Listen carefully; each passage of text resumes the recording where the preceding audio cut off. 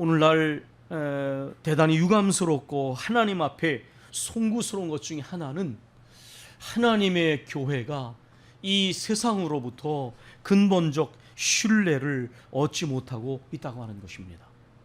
거기에는 물론 여러 가지 편견과 과도한 일반화도 있지만은, 그러나 분명히 이러한 신뢰의 상실에는 우리 자신이 돌아볼 만한 점이 있다라는 것입니다. 언젠가 여러분에게 이런 이야기를 드린 적이 있는 것 같습니다. 이것이 사실인지는 잘 모르겠지만, 그러나 개연성이 상당히 사실 가능성이 높은 이야기다. 한 교회가 증축을 해야만 하는데 그 교회에 증축하는 가고자 하는 그곳에 오래된 보존할 만한 가치가 있는 나무가 있는 것입니다. 그렇기 때문에 그 나무를 함부로 손을 댈 수가 없는데 교회가 증축을 해야 되는 것입니다. 그래서 어떻게 했느냐, 목사님과 장로님이 천둥번개 치고 바람이 많이 부는 날 도끼를 가지고 와서 그 나무를 찍었습니다. 그리고 교인들에게는 사람이 해결을 해주지 않으니까 하나님이 해결하셨다고 말을 하고, 지방자치단체에는 벼락이 내려서 이 나무가 부러졌다라고 그렇게 말을 했다는 것입니다. 제가 생각할 때 아까 말씀드린 것처럼 이런 일이 사실인지는 잘 모르겠지만, 그러나 실제로 제가 생각할 때는 그럴 가능성이, 교회에서 일어나는 일들을 보면 가능성이 농후하다라는 것입니다. 이 신뢰라고 하는 것, 이 신뢰라고 하는 것은 쌓이는 것입니다. 우리말에도 신뢰를 구축한다라고 말하는데, 퓨어트라우엔 아우파이언이라는 독일 말도 신뢰라는 그 명사와 결합되어 있는 동사가 바우엔 아우파이언, 그러면 이렇게 쌓아지는 것인데 신뢰를 구축하다, 그런 말이지요. 그러므로 신뢰는 쌓이는 것이기 때문에 신뢰를 쌓기 위해서는 시간이 걸립니다. 그러나 이 신뢰가 무너지는 것은 한순간이며, 무너지면 0에서 시작하는 것이 아니라 마이너스에서 출발합니다. 다시 말해서 불신에서부터 시작하기 때문에 이 불신을 극복하고 신뢰를 얻으려면 신뢰를 쌓는 것 이상으로 훨씬 더 많은 시간과 노력이 필요하다는 것입니다. 교회가 긴장을 해야 될 이유가 뭐냐? 오랜 시간에 걸쳐서 쌓은 신뢰도 그렇게 쉽게 무너지고, 그리고 무너지면 불신을 극복하고 신뢰를 쌓아야 되기 때문에 어려운 것입니다. 내적으로는 어떻습니까? 바깥에서부터 교회가 근본적 신뢰를 받지 못했기 때문에 우리는 신종 코로나 상황에서도 받지 않을 비난을 받기도 합니다. 내적으로는 어떻습니까? 많은 교회가 상처 투성이와 갈등 속에 살아갑니다. 원인이 무엇입니까? 제가 독일에서 목회할 때 담임 목사라는 교회의 대부분의 분들이 전문 음악가였습니다. 그리고 나중에는 미술한 분들과 이렇게 교민의 가정이 있었는데, 거기에 아주 노래를 잘하는 한 남자 집사님이 들려준 이야기가 생각이 납니다. 대기가 노래를 잘하는 사람들은 교회 찬양팀 출신이 많았습니다. 예전에는. 이제 어느 날 자기가 다니는 교회가 꽤 규모가 있었는데 그 교회에서 부흥회를 하게 됐습니다. 부흥 강사를 통하여 많은 은혜를 받았습니다. 이 찬양팀들은 항상 언제나 강사의 지시에 따라서 움직여야 되기 때문에 이게 준비를 하고 있습니다. 말씀의 은혜를 끼치고 드디어 이제 헌금을 드리는 시간이 됐는데, 요즘 교회는 점점 더 그렇게 되는 경향이 있어요. 영적인 심령 부흥회가 아니라 교회가 재정이 많이 들어가면 부흥회하는 교회들이 꽤 있는 것 같습니다. 꼭 나쁜 것은 아니지만 너무 일반적인 현상으로 하는 건 바람직이 못한데, 어쨌든 헌금을 드리는 시간에 부흥 강사가 모든 교인들을 눈 감게 했습니다. 그리고 말합니다. 여러분, 하나님께서 여러분에게 우리 모두 이렇게 큰 은혜를 주셨지 않습니까? 그러면 이제 그렇게 큰 은혜를 받았으니 우리가 그 은혜 받은 거에 대해서 우리가 응답을 해야 되지 않겠습니까? 자, 이 시간 우리가 은혜 받은 대로 하나님께 헌금을 드리는 일을 결단하겠습니다. 모두 눈을 감습니다. 그러나 찬양팀은 부흥 강사의 질 따라 교인들의 마음을 움직여야 되는 찬양을 해야 되니까 눈을 뜨고 있는 것입니다. 자, 여러분, 누가 2천만 원을 하나님께 드리겠습니까? 그 집사님 얘기입니다. 분명히 아무도 손을 들지 않았습니다. 그런데 부흥 강사가 말했습니다. 저기 세 분 손 드셨네요. 이 사건 이후로 이 집사님은 부흥 강사들은 다 사기꾼이라고 생각하더라고요. 물론 그것도 치우친 것입니다. 그러나 젊은 시절에 그 사건이 얼마나 큰 상처와 실망이 되었는지요. 이런 일들은 일어나서는 안 되는 일입니다. 이것은 거짓말이 아니라 저희 교회 집사님이 자기네 교회에서 경험한 일이었기 때문에 절대로 일어나서는 안 되는 일이었습니다. 상처를 받고 부정적 경험을 하면 불신이 생깁니다. 그리고 공격성이 생깁니다. 그리고 두 번 상처받지 않기 위해서 영리해집니다. 그 후유증이 만만치가 않고 아까 말씀드린 것처럼 그렇게 생겨난 부정적 경험과 이 불신을 극복하려면 후임자들이 굉장히 힘이 듭니다. 제가 우리 교회에 부임을 해서 말씀을 전하는데 지금은 하나님 품에 안식하고 계신 엄문 권사님께서 제가 말씀을 마치고 예배를 마치고 내려가니까 우리 천 권사님 정도 거리에 앉아 계신 항상 저에게 이렇게 말씀하셨습니다. 목사님의 말씀이 참 은혜가 되는데요, 참 죄송하지만 저희는 너무 목회자한테 상처를 많이 받아서 저분도 저러다가 어느 날 변하겠지 그런 생각이 듭니다. 그렇게 말씀하셨어요. 원고사님이 솔직하신 데가 있으신 분이니까요. 사실 그 얘기를 들을 때마다 굉장히 마음이 아프고, 그런 얘기를 들을 때마다 사실 제가 교회 와서도 장로님들께도 그런 말씀을 드렸습니다. 우리 교회가 경험한 일들 때문에 믿어도 되는데 믿기가 어렵고, 그래서 아마 조금 더 시간이 걸릴 겁니다. 제 예상이 그렇게 크게 틀리지 않았다고 여겨집니다. 제가 그동안 어떻게 하다 보니까 제가 자란 교회를 비롯해서 상처 있고 휴유증 있는 교회 여러 차례를 이렇게 섬기고 담임 목사로 갔기 때문에 그래서 교회들이 겪는 일들에 대해서 비교적 제가 압니다. 평소에는 아주 신사적이세요. 잘 대하십니다. 그런데 그 상처가 충분히 해결되지 않았기 때문에 저 밑에 가라앉아 있다가 어느 순간이 되면 그것이 굉장한 예민함과 공격성으로 드러나는 것을 저는 여러 번 경험했습니다. 그래서 우리는 사실 우리가 이런 부분을 생각할 때에 교회가 결코 교회로서의 본질을 벗어나서는 안 되겠다. 교회가 거룩함이라고 하는 이 본질 속에서 형성되는 거룩함을 잃어버리면 이러한 여러 가지 후유증들이 바깥으로부터는 근본적 신뢰를 얻지 못해 복음이 장애가 되어지고, 복음을 전하는 일에, 그리고 교회 안에서도 때로는 좀 더 앞으로 향하여 나아갈 때에 이러한 앞으로 나가는 내 걸림돌이 되어지는 일들이 생겨났고, 또 지금도 그런 많은 교회들이 이러한 일들을 경험하고 있다는 것입니다. 저는 이 모든 것의 한복판에 가장 먼저 지도자들의 책임이 크다고 생각을 합니다. 목사와 장로님들이 책임이 크다는 것입니다. 제가 목사로서 생각할 때 만약에 그것을 이렇게 백분율로 얘기하면 그 중에서도 목사의 책임이 70%, 장로님들의 책임이 20%, 나머지 성도들의 책임이 10%라고 생각을 합니다. 물론 이것은 철칙은 아닙니다. 그러나 왜 이렇게 제가 말씀을 드리느냐, 담임 목사의 역할 때문에 그렇습니다. 만약에 담임 목사가 목회를 해나갈 때에 장로님들이 사사건건 발목을 잡는다면 목회가 안 됩니다. 그래서 장로님들은 때로는 어떤 때는 맞지 않아도 맞추시려고 하시더라고요. 그런데 담임 목사가 목회 방향을 그릇되게 나갈 때에 장로님들은 어느 순간까지는 그래도 기다리고 맞추시려고 하는 것을 보았어요.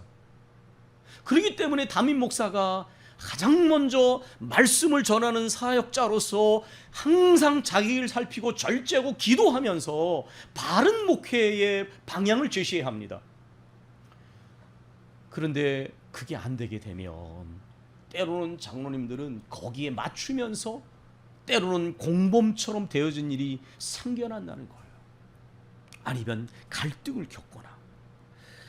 장로님들 중에는 목사에게 굉장히 예의 없게 대하는 분들이 꽤 계시더라고요. 근데 그분들이 처음부터 그런 것이 아닙니다. 처음에는 그분도 순수했고 그렇기 때문에 장로라는 중직에 이른 것 아니겠습니까? 그런데 장로로서 교회를 섬기시다 보면 너무나 많은 것들을 보고 경험하는 거예요. 좋은 것들이면 모르겠는데 부정적인 경험, 그리고 목회자에 대한 신뢰가 무너지는 경험들을 하게 되면 나중에는 장로님들 중에 목회에 있어서 가장 어렵게 만드는 분들이 생겨나는 거예요. 저는 그렇기 때문에 그런 점에서 말씀을 전하는 목회자의 책임이 가장 크다고 생각하고, 그 가운데 함께 이 일을 감당하는 교회를 세워가는 장로님들의 책임이 20%, 그리고 성도들의 10%라고 말씀을 드린 것입니다. 물론 말씀드린 것처럼 이것은 무슨 고정적인 것이 아닙니다. 우리 모두가 하나님 앞에서 서게 되기 때문이죠. 우리 교회에 제가 초창기 담임 목사로 와서 그런 말씀을 장로님께 여러 번 드렸습니다. 우리 목회자와 장로님들이 당회와 중심을 잡고 나가면, 신앙의 분명한 중심을 가지고 나가면 모든 문제를 우리는 이겨낼 수 있을 것입니다. 감사하게도 장로님들께서 어려운 순간에도 9년 동안 저같이 부족한 목회자를 격려해 주시고 기도해 주시고, 또한 교회에서 모든 이러한 역할들을 잘 감당해 주셔서 참 감사하게 생각합니다. 목사와 장로는 교회에서의 두 기둥입니다. 다른 분들의 역할이 중요하지 않다는 것이 아니라 이렇게 교인들에게 방향성을 제시하고 신앙을 지도하는 중요한 책임을 맡으신 두 지도자입니다.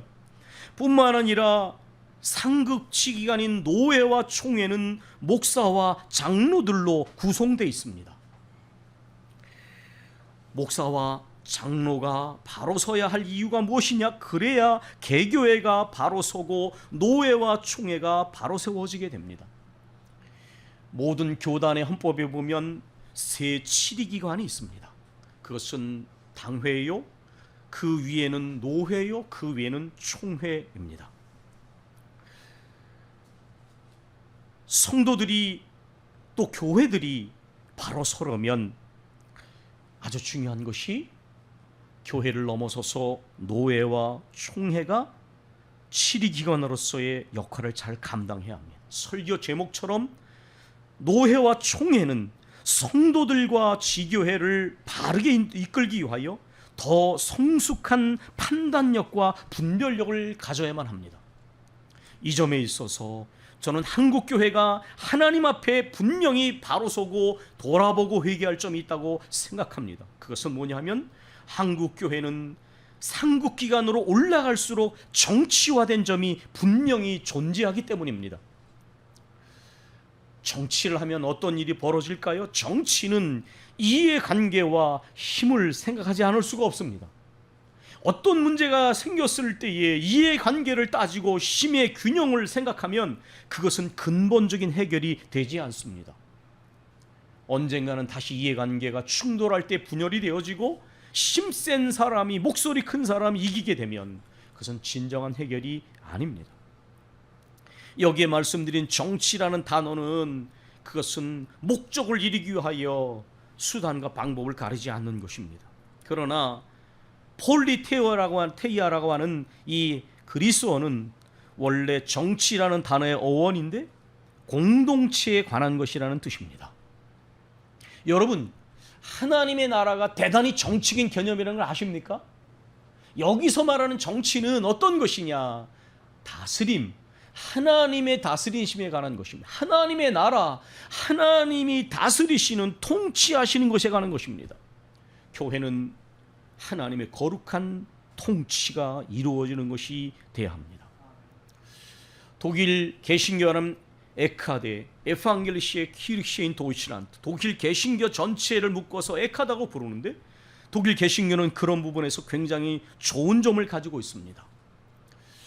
루터교회도 있고 개혁교회도 있지만 모든 개신교가 이제 주별로 또한 전체 독일을 아울러서 굉장히 많은 연구소와 기관들이 있는데, 이것은 무엇을 의미하냐면 중요한 문제들에 대하여 전문가 집단들이, 여기에는 신학자와 평신도를 포함해서 전문가들이 그 문제에 대해서 연구하고 광범위한 토론을 거쳐서 중요한 문제에 대해서 개교회와 성도들에게 기준을 제시한다는 것입니다.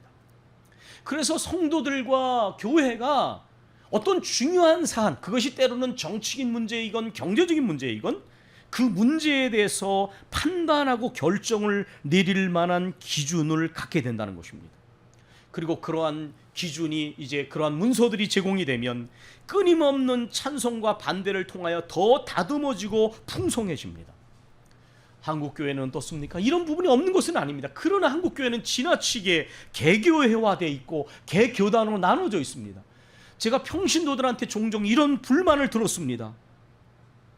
중요한 문제들에 대하여 목사님들마다 말씀하시는 게 왜 그렇게 다르십니까? 때로는 왜 정반대를 얘기하십니까? 물론 거기에는 불가피한 부분도 있을 것입니다. 그러나 때로는 지나치다는 생각이 드는 것입니다. 원래 노예와 총회 또 교회 전체가 하나님의 말씀과 성령의 인도하심을 받는 공동체로서 개교회와 성도들이 모든 중요한 문제와 사안에 대하여 판단하고 결정하고 바른 분별력을 가질 수 있도록 지도해야 하는 것입니다. 그런 의미에서 노예와 총회 역할은 대단히 중요하고 교회 역할은 대단히 중요하다라는 것입니다. 또한 때로는 교회 안에서 그런 것을 봅니다. 분명히 주장과 내세우는 것은 그럴듯해 보입니다. 그러나 많은 지도자들의 경우에 진정성이 결여되어 있기 때문에 일관성이 보이지 않는 것입니다. 설교하고 말할 때 하고 교회를 운영할 때 하고 곤란하고 민감한 문제가 생겨날 때에 편법 쓰지 않고 그 어려운 문제에 대하여 온 교회가 기도하며 하나님 앞에 지혜를 구하고 결정하게 되면 하나님께서 지혜를 주실 텐데 기도하지 않고 인간의 지혜와 목적을 이루는 길을 찾다 보면 아까 말씀드린 것 같은 처음에 예를 든 것처럼 편법도 마다하지 않게 되는 것입니다. 저는 그래서 그렇게 생각을 합니다. 사람의 진심과 속사람이 속에 있는 게 드러날 때가 있어요. 곤란할 때, 곤란한 일이 생길 때, 해결하기 어려운 문제를 만날 때, 아주 중요한 문제를 만날 때, 그때 그 사람의 가치관과 인간관계에 대한 신뢰와 신앙이 드러나기 때문에 평소에는 알 수가 없는 거예요. 다 좋아 보이고 다 믿음 가진 것처럼 보여집니다. 그러나 손해가 날지라도 곤란할지라도 믿음의 중심을 지킬 수 있느냐, 그리고 어렵기 때문에 더 기도하고 지혜를 구하느냐, 거기에 우리의 믿음의 진실성, 인간관계의 신뢰가 드러나는 거예요. 그렇기 때문에 이러한 문제들에 대해서도 과연 교회가, 노회가, 총회가 또 그 노회 총회를 구성하는 목사님들과 장로님들이 하나님 앞에 이러한 모습을 가지고 정말 개교회와 성도들 이끄는 모습으로 나아가고 있느냐, 우리는 물어야 한다는 것입니다. 오늘 사도행전 6장의 이 말씀은 신앙 공동체인 교회와 노회와 총회가 어떻게 나갈지에 대하여 우리에게 가르쳐 줍니다.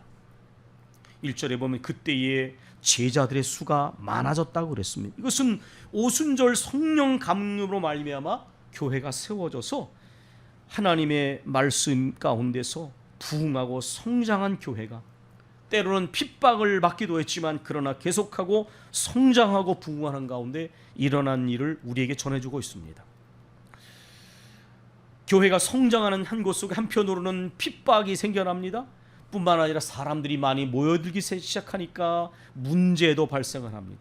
우리가 5장에서는 성령을 속였던 아나니아와 삽비라 사건을 만나게 되지 않습니까? 그러니까 이제 사단이 틈을 탈 만한 일들이 생겨나기 시작했습니다. 또한 뿐만 아니라 오늘 본문에 보면 교회 안에 내적인 갈등이 생겨나기 시작했습니다. 그것은 뭐냐면 바로 헬라파와 히브리파 과부들의 구제에 관한 부분이었습니다. 이 헬라파 과부라고 하는 것은 디아스포라, 흩어졌던 유대인들 가운데, 우리도 그렇잖아요. 이제 고향과 조국에 돌아와서 뼈를 묻고 싶은 것. 그래서 이 흩어졌던 유대인들 또는 그 외국에서 태어났던 유대인들 중에 이제 고국으로 돌아온 사람들이 있었는데, 그들 중에 이제 많은 사람들이, 가난한 사람들이 있었고 미망이 된 사람이 있었는데, 특별히 성경에서 보면 이 돌아볼 것이 없는 경건한 신앙인들 중에 이 과부들을 구제하는 일이 교회의 중요한 사역이었습니다. 그런데 이 가운데서 아마도 거기에는 분명히 어떤 의도성이 있지 않았나 싶은데 뭔가 원래 남아있던 히브리파 과부들은 구제를 받았는데 헬라파 과부들은 그 구제에서 제외가 됐습니다. 그러니까 이것 때문에 원망이 되어졌는데 여기는 분명히 옳지 못한 생각들이 있었던 것이죠. 그런데 성경에 보면 일반적인 어떤 공통 분모가 되는 상황이 있는데 교회가 규모가 커지고 인원이 많아지고 물질이 생기면 그 다음부터 조심스러운 일이 많이 생긴다는 거예요. 여러 가지 이질적인 생각들이 들어오고 세상적인 생각이 들어오고 물질 때문에 문제가 생기고 차라리 가난할 때가 나을 때가 있어요. 이런 걸 보면 많은 것을 가지게 되면 문제가 생겨나는 것입니다. 그런데 문제가 생겨나는 것은 불가피하다고 할지라도 그 다음에 성숙함과 미성숙함을 판가름하는 일처리 방식이 있습니다. 그건 뭐냐? 크고 민감하게 될 만한 문제를 작게 만드는 개인과 공동체는 성숙한 공동체입니다. 그런데 작고 사소한 문제를 크게 만드는 개인과 공동체는 미성숙한 개인과 공동체입니다. 우리가 하나님의 일을 할 때 분명히 이런 것을 생각해야 돼요. 나로 인하여 작은 문제를 크게 만들고 있지는 않은가? 그건 미성숙한 사람이 하는 일입니다.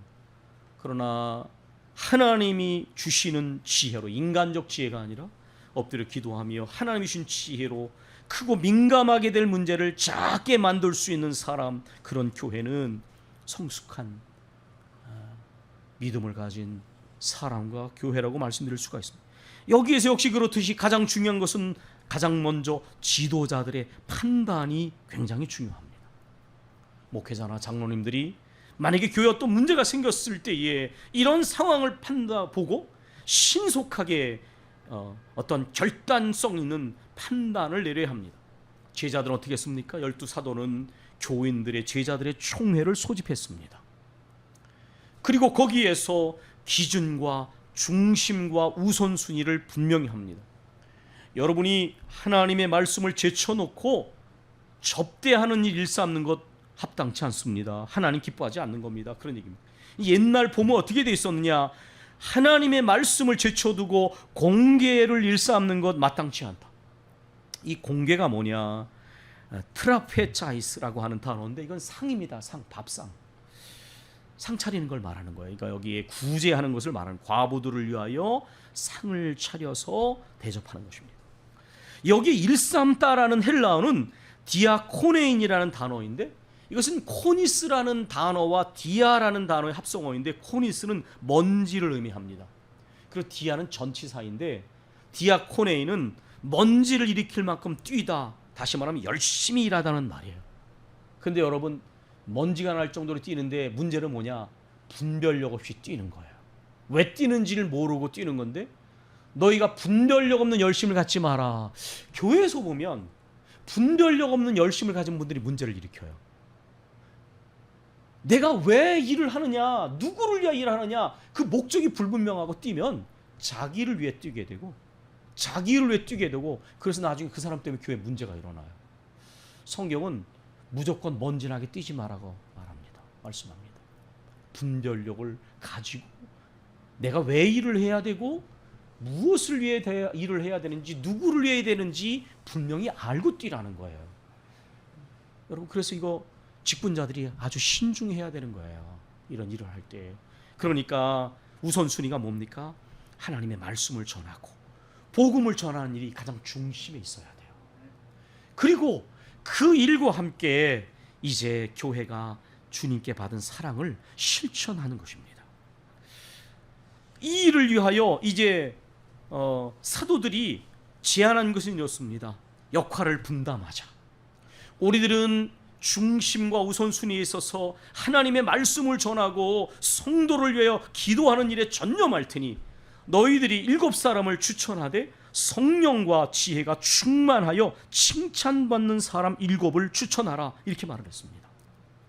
성령과 지혜가 충만하다는 것은 연결된 단어인데, 그리스도의 영이 없으면 그리스도의 사람이 아니라 거룩한 정신 바탕이 있어야 됩니다. 먼저 하나님의 직분을 맡을 때에 거룩한 정신, 마음의 바탕이 있어야 돼요.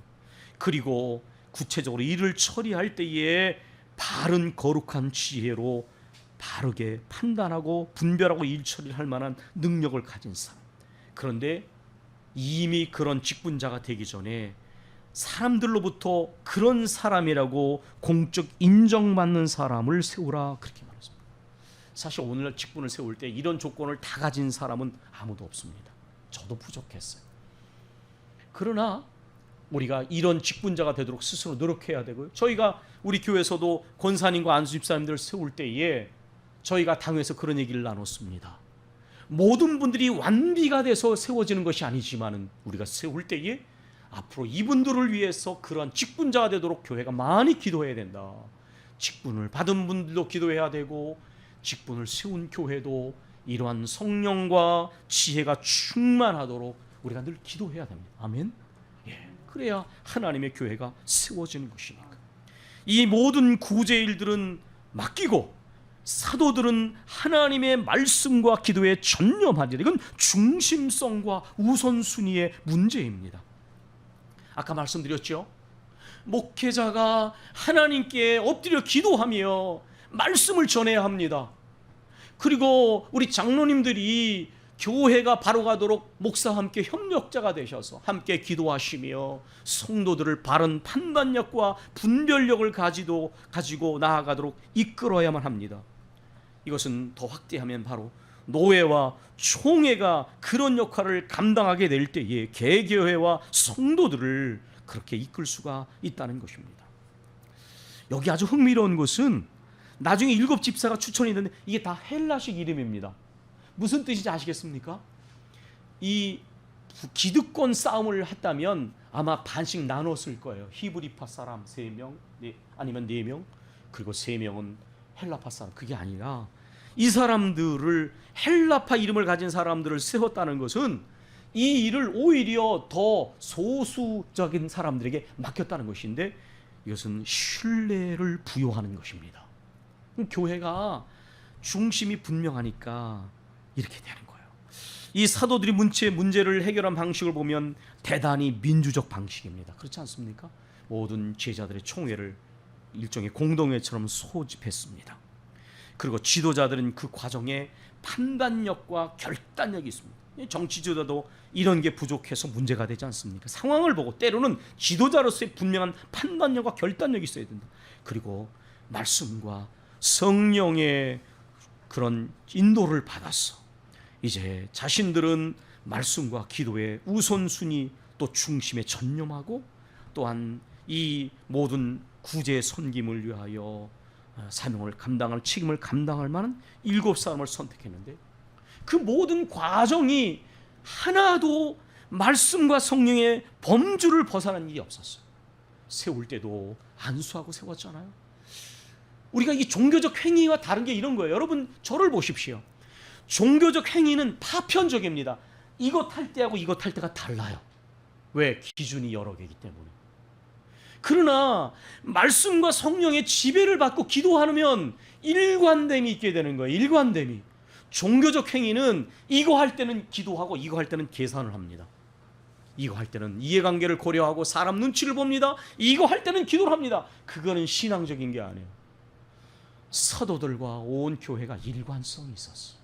항상 기도하고 결정하고 말씀과 성령의 음성에 귀를 기울여서 결정을 내렸어. 그래야 되는 거예요. 오늘은 총회 주일입니다. 저는 수년 전부터 새벽기도 때마다 매일같이 교회뿐만 아니라 노회와 총회를 위해서 기도해 왔습니다. 노회원들 앞에서는 그런 얘기를 자주 이야기했습니다. 저를 자랑하기 위해서 얘기한 것이 아닙니다. 교회, 노회, 총회는 물과 같습니다. 물이 병들면 물고기가 병들 수밖에 없습니다. 이 물을 더럽게 해서는 안 됩니다. 이 물이 거룩한 물이 돼야 됩니다. 거룩한 생태계가 돼야 합니다. 교회가 건강해져야, 노회와 총회가 건강해져야 개 성도들과 지교회와 또한 이 모든 부분들을 바로 이끌 수가 있는 것입니다. 분별력과 판단력을 가지고 거룩한 기준을 제시하게 될 때 성도들이 세상 한복판 속에서 하나님의 뜻을 이룰 수가 있는 것입니다. 세상 정치처럼 이해관계를 따지고 힘의 논리를 따지면 문제 해결은 절대로 안 됩니다. 언젠가는 이해관계 또 나눠지게 될 것이고 언젠가는 힘 있는 사람이 지배하게 될 것입니다. 그러나 말씀과 기도 가운데 성령의 인도하심을 따라서 거룩한 분별력과 판단력을 가지고 이끈다면 개교회와 성도들이 그렇게 나갈 것입니다. 그리고 무너진 신뢰가 회복되어질 것이고 하나님 나라를 위하여 노예와 총회의 지도 가운데 풍성한 사역들이 전개되게 될 것입니다. 사랑하는 교회 여러분, 매일같이 교회를 위하여 노예와 총회를 위하여 이렇게 되도록 기도해 주십시오.